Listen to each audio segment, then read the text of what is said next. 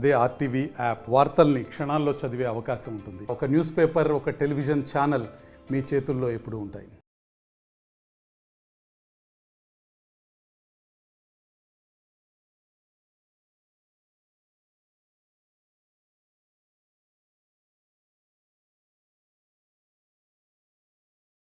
అంటే ఈరోజు మేము ఇక్కడికి రావడానికి ముఖ్యంగా ఒక 10 రోజులుగా ప్రతిరోజు ఏ సెల్ ఫోన్ ఆన్ చేసినా లేకపోతే టీవీ ఆన్ చేసినా టీవీలో కొన్నాటిని తొక్కిపెట్టచ్చేమో కానీ సోషల్ మీడియాని ఎవరో ఆపేటువంటి పరిస్థితి లేదు. కాబట్టి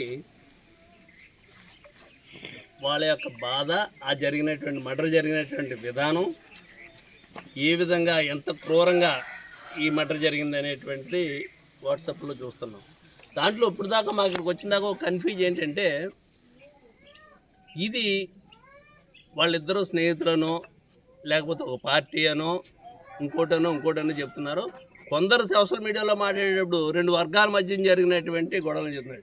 ఇది వర్గాల మధ్య జరిగినటువంటి గొడవలు కాదు, ఏమీ కాదు. ఇప్పుడు ఒక గంట క్రితం నుంచి కూడా ఆ అమ్మాయితోటి వాళ్ళ కుటుంబ సభ్యులతోటి వివరంగా మాట్లాడిన తర్వాత చాలా డీటెయిల్స్ చెప్పారు. ఆ డీటెయిల్స్ అన్నీ ఇప్పుడు మేము అక్కడ చెప్పడం అనేటువంటిది చాలా వరకు దానికి సంబంధించినటువంటి విషయాలు కృష్ణమోహన్ గారు మాట్లాడినప్పుడు ఏ సందర్భంగా ఇది జరిగింది అనేటువంటి చెప్పారు.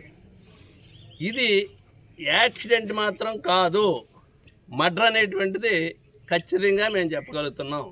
దీన్ని మసిపూడి మాయాడిగా చేసేటువంటి విధంగా ఉద్దేశపూర్వకంగా ఒక ప్లాన్ ప్రకారంగా ఈ మర్డర్ చేయడం అనేటువంటి జరిగింది. అతి క్రూరత్వంగా ఒక కారుతోటి గుద్దేసి, ఆ గుద్దేసినటువంటి సత్యవరం లేదో అని సత్యం దాకా చంపారు దాంట్లో పెట్టి. ఇది చాలా క్రూరం. మనం ఎప్పుడు సభ్య సమాజంలో ఇటువంటి సంఘటనలో ఇటువంటి ఒక ఆస్తుల కోసమో లేకపోతే ఇంకో కోసం గొడవలు జరిగినంటే వేరు. ఇప్పుడు దాకా ఈ విషయాన్ని బయటకు తీసుకురావట్లేదు. ఆ అమ్మాయి చెప్పినటువంటి విషయాలు మాకు చూస్తే చాలా బాధ కలిగింది. ఇది మేము అక్కడి నుంచి ఇక్కడికి వచ్చి రాజకీయాలు చేయడానికి రాలేదు. ఒక వారం రోజులు 4-5 రోజుల క్రితమే ఇక్కడికి రావాలనేటువంటిది అనుకున్నాం. కానీ మనం వెళ్ళి వాళ్ళకి జరిగేటువంటి సహాయాన్నో లేకపోతే వాళ్ళకి జరిగేటువంటి మేలునో మనం పాడు చేసిన వాళ్ళు అవుతాం. మళ్ళీ దీన్ని లేనిపోయినటువంటి రాజకీయం అనేటువంటిది పులుంతారు దీనికి ఎందుకు లేనటువంటిది ఈరోజు వరకు ఊరుకున్నాం. కానీ నిన్న ఎమ్మెల్యే గారు వచ్చి మాట్లాడిన తర్వాత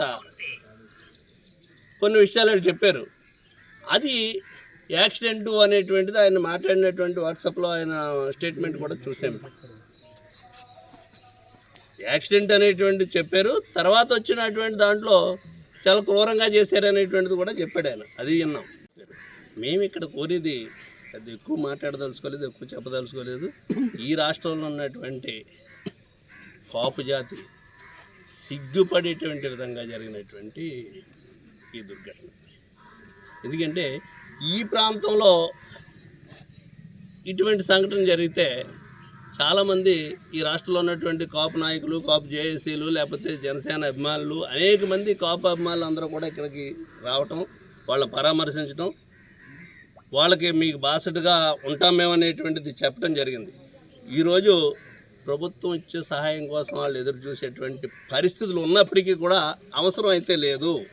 వాళ్ళ కుటుంబాన్ని అన్ని విధాలుగానే కూడా ఈ రాష్ట్రంలో ఉన్నటువంటి మేము వ్యక్తిగతంగా కూడా ఆదుకోగలుగుతాం. కాదు, కాపు జాతి అంతా కూడా ఇంత నిర్భాగ్యమైనటువంటి పరిస్థితుల్లో ఉన్నటువంటి ఈ కుటుంబాన్ని తప్పనిసరి 2 ఆడపిల్లలు రూపాయి పట్టుకొచ్చి ఆ కుటుంబంలో పెట్టే పరిస్థితి లేదు. ఇవాళ 2 మరుదులు భర్తను చంపేశారు.